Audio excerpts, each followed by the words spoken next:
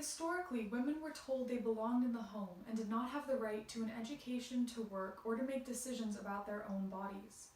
An article published by The Atlantic, The Hazards of Writing While Female, discusses a book review by the critic Martin Ebel of Sally Rooney's novel Conversations with Friends. Ebel remarks on Rooney's physical attributes, writing, "She looks like a startled deer with sensuous lips." This review caused outrage and prompted many female authors to come forward with stories of their own sexist treatment. I became interested in the different ways in which female and male authors are portrayed by the media, specifically the nature of the language used in book reviews of female authors opposed to those of their male counterparts. The books we read shape the way we think and how we act. Publications of book reviews such as the New York Times Book Review influence the reading patterns of hundreds and thousands of people. As we try to create a more equal world, it is vital that we continue to hear stories from all people, regardless of their gender, race, or sexual orientation. Throughout the Western world, students generally study books from the canon of English literature. However, there is a lack of female or non-white representation in the canon, meaning that students learn about history by studying the white male perspective. Nettie Finn, a researcher at DePauw University, explains that this phenomenon is directly caused by the fact that historically women were discouraged from reading or writing novels. Novels were thought to be distractions from a woman's proper place as a wife and mother in the home and considered a fundamental threat to society. In 2013, Wikipedia began to remove women from the American Novelist section and place them in a separate section labeled American Women Novelists. Using ideas presented by Michel Foucault, Finn proves how harmful Wikipedia's actions were to female authors. Foucault writes that discourse, that is the social use of language, is inseparable from power. Essentially, the way in which we use language shapes how we view the world and how power structures are established. Finn uses Foucault's paper to argue that because Wikipedia labels female authors women writers and male authors writers, they normalize the idea that the word man is synonymous with the term writer, while women require an extra distinction. The Vita count tracks the number of female authors published each year, and while they explain there have been improvements in terms of the number of women published, last year, out of the 15 publications they reviewed, only 3 published over 50% women. Female authors are often passed over for awards as well. Since 1901, out of 116 winners awarded the Nobel Prize for Literature, only 14 have been women. Moreover, in the last 20 years, only seven women have won the Pulitzer Prize, and none of the winning books were written entirely from the point of view of a woman or girl. While research has been conducted on many aspects of the treatment of female authors, a gap remains in the research, which addresses how female-authored books are reviewed as opposed to male-authored books. Therefore, my research question is, to what extent is gendered language used in book reviews from the New York Times Book Review, Times Literary Supplement, and Australian Review of Books? Based on trends identified within the literature review, I hypothesize that gendered language will be more prevalent in book reviews of female authors. In order to fill this gap in the research, I analyzed book reviews from 3 different publications using both qualitative and quantitative content analysis research methods. Textual analysis is a qualitative form of content analysis conducted in order to understand language or symbols and gain information about how people make sense of and communicate life experiences. Often the messages present in the text are influenced by and reflective of larger social structures. This method is suitable for this research where I analyze the connotations and meanings of words used in book reviews. I also collected quantitative data by recording how many times certain words or themes were present in order to identify overarching trends and analyze a more comprehensive set of data.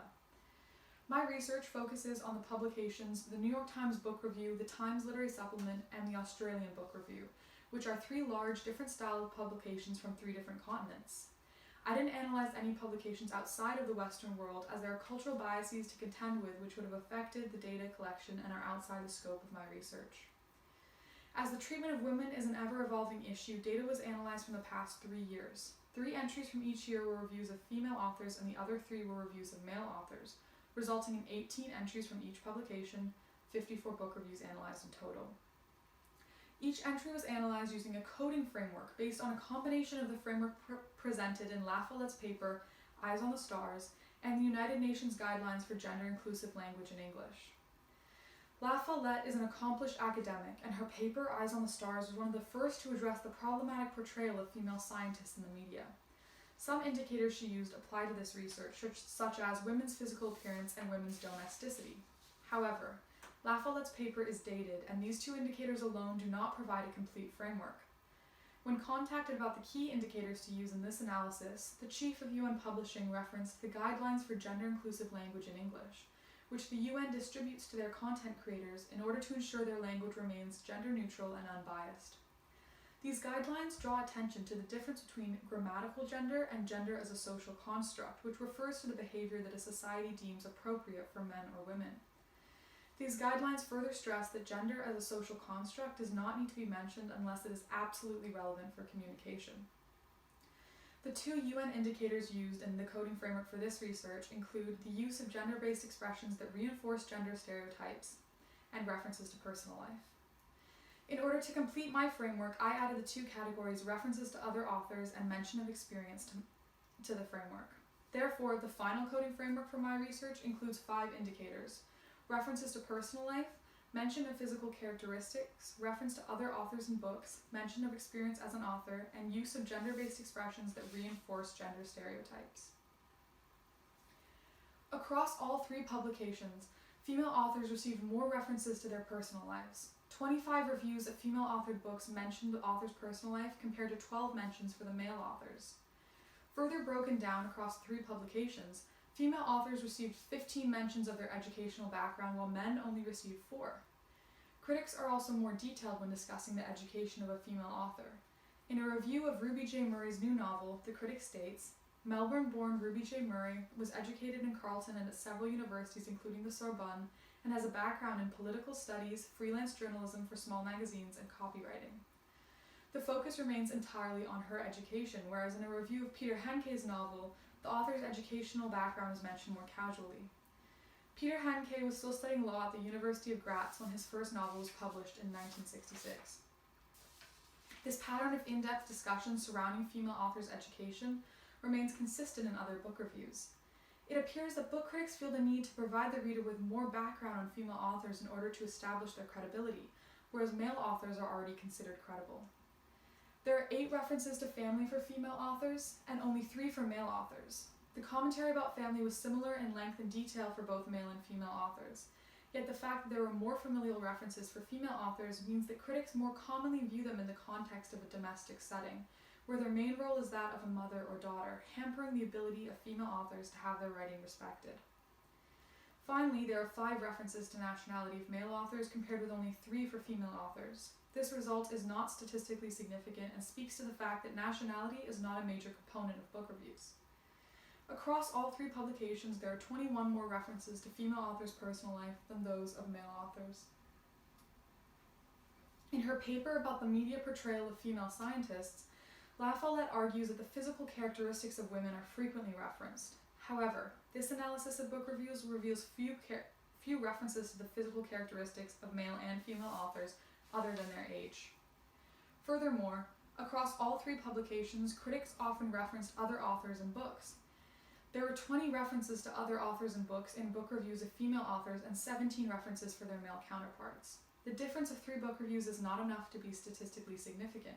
However, the gender of the other author referenced is highly significant. Only 7 of the authors referenced in female authors' book reviews were female, while 13 were male. This trend is even more pervasive in reviews of male-authored books, with only 4 out of the 17 references being to female authors. Out of 37 total authors referenced, only 11 are women. Male-authored books are referenced over 2 times more. These statistics reveal how male authors are considered more credible sources of information, and their novels are seen as the benchmark to which other works should be compared. Almost every book review references the author's literary experience. The female authors received 21 mentions and male authors received 19. The difference between these numbers is not statistically significant, but what differs is the commentary surrounding the description of their experience. When the experience of a female author is mentioned, it is the sole focus of the sentence, whereas the experience of male authors is mentioned more briefly and informally. In a New York Times review of Rosella Brown's The Lake on Fire, the critic Bloom explains, "She lays out these gifts in A Lake on Fire, her first overtly historical novel and her first novel in 18 years. In all of her novels, and even in the poems of her deeply moving Cora Fry, Brown focuses on the public and the private, the clashing claims of need and want, of honor and happiness, and conflicts of every kind." In the New York Times review of Takas Werger's novel, the critic Waldman describes the author's experience as follows. The debut novel of Takas Werger, a journalist at the news magazine Der Spiegel. When speaking about the experience of a female author, critics typically go into more detail. This trend is also evident in the other two publications analyzed, which suggests that critics feel the need to justify female authors' work by situating it in the broader context of their past literary experience, whereas it is assumed that male authors are writing from a place of experience. Gender-based expressions such as "she wears the pants" are not frequently used in any of the book reviews. There are only 6 instances in total. Some examples of expressions include "boys will be boys" and "it's a world of every man for himself." Although these numbers are not statistically significant, the use of any gender-based expression is problematic. The comparison of the author to their characters category is included in addition, as there were several instances where book critics compare the authors to characters in their books. 5 female authors are compared to their book characters as opposed to only 1 male author. This pattern ties into the expectation that women write from experience while men write from imagination, which can result in female authors' writing being perceived as a hobby, while male-authored writing is seen as a career. Based on the previous literature analyzed, I hypothesized that book reviews would create a more gendered portrayal of female and male authors. However, an analysis of 54 book reviews does reveal a notable difference between the way female and male authors are reviewed. Based on this research, one can conclude that book critics provide more background information both in quantity and detail when reviewing female authors. This difference is especially noticeable when the author's education and experience is discussed. This research supports the proposal that society accepts that the word man can be synonymous with the term writer, while women require an extra distinction. This research also supports the argument of a McGill University research team that many readers assume men write about factual information while women write from imagination, leading male authors to be seen as more credible sources of information even when writing fiction. Additionally, when book critics make references or comparisons to other books, the majority of those books are male-authored. This trend speaks to Devin Black's argument that male authors are seen as the original writers whose books should be valued over those of women, which harms female authors and perpetuates the idea that one should hold male-authored books in higher regard. The biggest limitation of this research is sample size. Due to time constraints, only 54 reviews were analyzed. Moreover, although the 3 publications analyzed are all products of Western societies, it is possible that cultural biases exist between the American, British, and Australian publications. Finally, there are potential biases surrounding myself as a researcher.